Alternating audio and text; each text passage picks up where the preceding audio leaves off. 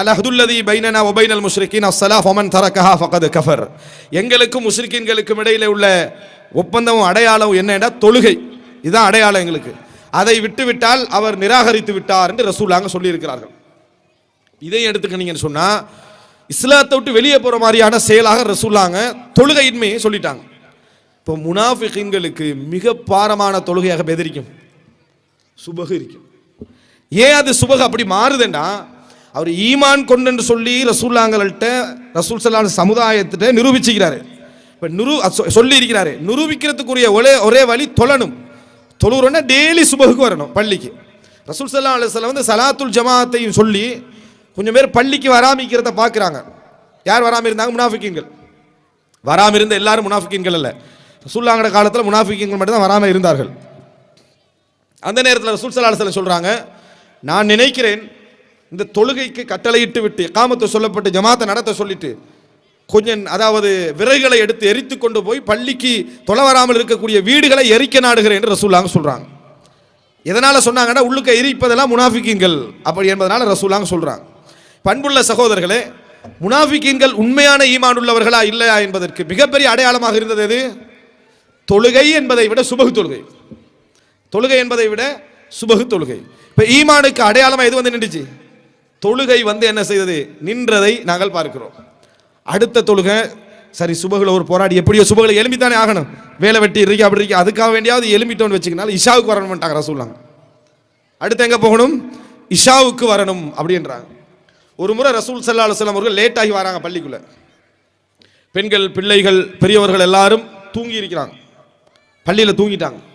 ரசூல் ஸல்லல்லாஹு அலைஹி வஸல்லம் சொல்றாங்க, இவர்களுக்கு கஷ்டம் இல்லை என்றால் லௌலா அன ஷுக்கா அலா உம்மதி, என்ற உம்மத்துக்கு கஷ்டம் இல்லை என்றால் இஷா தொழ வேண்டிய டைம் இதுதான். நாங்கள் இஷாவுடைய தொழுகை இதுவரைக்கும் நான் பிற்படுத்தி இருப்பேன். அதாவது ஆரம்ப நேரத்திலிருந்து பிந்தி தொழுகிறதுக்கு சிறந்த தொழுகை எது? இஷாவுடைய தொழுகை தான். 8 மணிக்கு தொழ வேண்டிய தொழுகை நான் 10 மணிக்கு தொழுதிருப்பேன் ஜமாத்தா அப்படி என்று ரசூலுல்லாஹி ஸல்லல்லாஹு அலைஹி வஸல்லம் சொல்றாங்க. எப்படி இருக்கு முனாஃபிகீன்களுக்கு இது இந்த செய்தி? நம்ம 8 மணிக்கே அந்த போராட்டத்தில் உட்கார்ந்துட்டு இருக்கிறோம். ரசூல் ஸல்லல்லாஹு அலைஹி வஸல்லம் சொல்றாங்க 10 மணிக்கு என்ன செய்ய போறாங்க? தொழுவிக்க போறாங்கன்னு சொல்லி. எதனால் அவர்களுக்கு பாரமாக இருந்தது என்றால் ஈமான் பொய். ஈமான் என்ன? பொய்யாக ஈமான் கொண்டுட்டு உண்மையாக இந்த நேரத்தெல்லாம் செலவழிக்க வேண்டி இருக்கிறது. திடீர்னு ரசூல் ஸல்லல்லாஹு அலைஹி வஸல்லம் என்ன செய்வார்கள் அப்படி என்று சொன்னால் தர்மம் செய்யுங்க என்று சொல்லுவாங்க. பொய்யான நம்பிக்கைக்கு எப்படி தர்மம் செய்யறது? ஈமான் பொய். இப்போ தர்மம் செய்யுங்க என்று ரசூலுல்லாஹ் சொல்றாங்க. முனாஃபிகீன்களுக்கு பெரிய பாரமாக இருந்துச்சு. சொத்தையெல்லாம் கொண்டு போய் கொடுக்க வேண்டிய சும்மா ஈமான் கொண்டதுக்கு, போலியாக ஈமான் கொண்டதுக்கு, உண்மையான ஈமானும் இல்லை. அதனால அவங்க வந்து என்ன செஞ்சாங்கன்னா தத்துவம் பேச ஆரம்பிச்சாங்க. ஏழைகளுக்கு கொடுங்க என்று சொன்ன உடனேயே அல்லாஹ் கொடுக்க விரும்பாதவர்களுக்கு நாங்கள் ஏன் கொடுக்கணும்னு கேட்டான். அல்லாவே கொடுக்க, ஏழைகளுக்கு தானே கொடுக்கணும், அல்லாவே கொடுக்க விரும்பாதவர்களுக்கு நாங்கள் ஏன் கொடுக்க வேண்டும் அப்படின்னு பேச ஆரம்பிச்சாங்க. யாராவது குறைவாக ஏதாவது சின்ன சின்ன பொருட்களை கொண்டு வந்து ரசூலுல்லாஹ்கிட்ட தர்மம் செய்வதற்காக கொடுத்தா இது என்னது, அல்லாஹ்வுக்கு இவர இந்த பொருள்ல தேவை இருக்குமா அப்படி என்று சொல்லி அதை இலக்கணம், அதாவது இலக்கணமாக பேச ஆரம்பித்தார்கள். நிறைய கொண்டு வந்து கொடுத்தா முகஸ்துதிக்காக செய்கிறாங்க, ஊருக்கு காட்டுறதுக்கு என்ன செய்கிறாங்க அப்படி என்று சொல்ல ஆரம்பித்தார்கள். இது முனாஃபிகீன்களோட வளமையாக போனதுக்கான காரணமும் என்ன தெரியுமா? அவனால் செய்ய முடியவில்லை. இந்த கோளாறுகள் எல்லாம் எதனால வந்துச்சு? ஈமானுடைய குறைபாடு அல்லது ஈமான் இன்மை. இதன் காரணமாக தொழுகையில வெளிப்பட்டுச்சு, தர்மங்கள்ல வெளிப்பட்டது. அதே போல ரசூலுல்லாஹி ஸல்லல்லாஹு அலைஹி வஸல்லம் அவர்கள் போருக்கு அழைக்கிற நேரத்தில் அங்கேயும் வெளிப்பட்டுச்சு.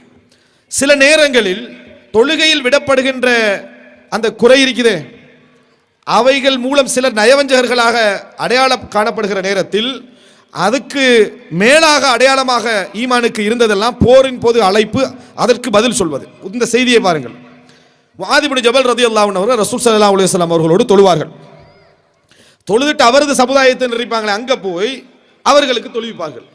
அங்கே தொழுவிக்க போன முஆத் இப்னு ஜபல் என்ன செய்வார்னு சொன்னால் பக்ரா, சூரத்துல் பக்ரா, அல் இம்ரான் இது மாதிரி பெரிய சூரத்துக்களை ஓதி தொழுவார்கள். பின்னால் எல்லாரும் என்ன செய்வாங்க என்று தொழுவார்கள். ஒரு விவசாயி இதை வாராரு, முஆத் இப்னு ஜபலோட ஜமாத்தா வந்து தொழுகிறாரு. அவரால் முடியவில்லை, நீட்டமாக தொழுகிறாரு. ஏற்கனவே வெயிட்டிங்கில் இருக்கிறார். அவர் வரும் வரைக்கும் ரசூலுல்லாஹ்கிட்ட தொழுதுட்டு வரும் வரைக்கும் வெயிட்டிங்கில் இருக்கிறாரு. வந்து தொழுவிச்ச பின்னால் பக்ரா, ஆல் இம்ரான் போன்ற பெரிய பெரிய சூரத்துக்களாக ஓதுறாரு. தொழுகை இடையில கட் பண்ணிட்டு போய் தனியாக தொழுதுட்டார். தொழுகையை முஆத் இப்னு ஜபலோட ஜமாத்துல இருந்து கட்டாவி அப்படியே போய் தனியே தொழுதுட்டார். இப்போ இது ஒரு அடையாளம். நம்ம ஏற்கனவே சொன்ன அடிப்படையில் பார்த்தா எதுக்கான அடையாளம்? நயவஞ்சகத்துக்கான ஒரு அடையாளம். ஏன் மிச்ச நேரம் தொழாம அவர் என்ன செய்யறாரு? தனியே போய் தொழுகிறார்.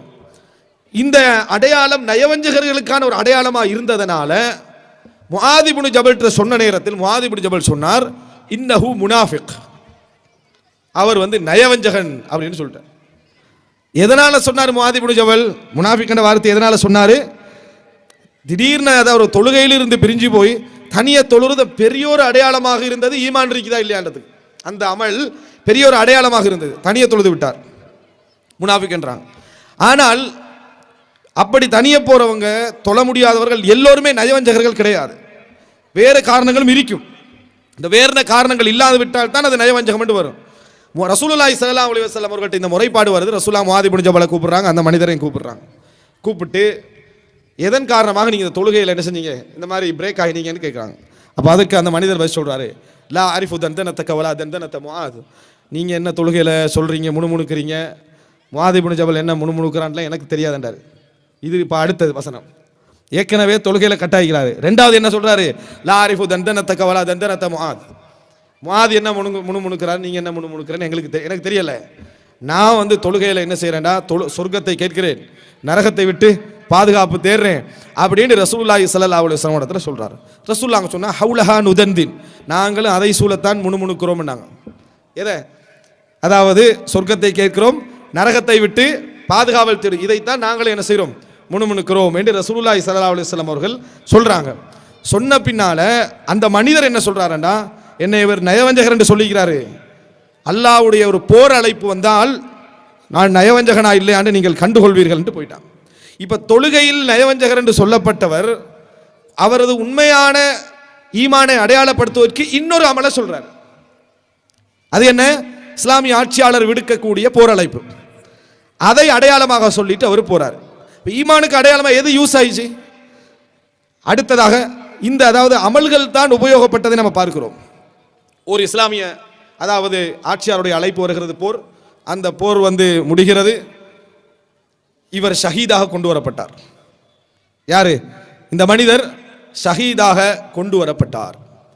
ரசூலுல்லாஹி ஸல்லல்லாஹு அலைஹி வஸல்லம் கேட்டார்கள் முஆத் இப்னு ஜபலிடத்தில், மா ஃபஅல சாஹிபுக யா முஆத், உங்களுடைய தோழருக்கு என்ன நடந்தது, என்ன ரிசல்ட் அப்படின்னு கேட்டார்கள்.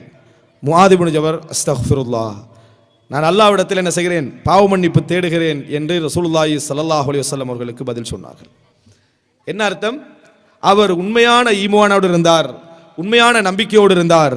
அந்த இடத்துல முஆத் இப்னு ஜபல் நீட்டமாக தொழுவிச்சதனால் அவரால் என்ன செய்ய முடியல, தொழ முடியவில்லை. அதனால குறை சொல்லப்பட்டார்.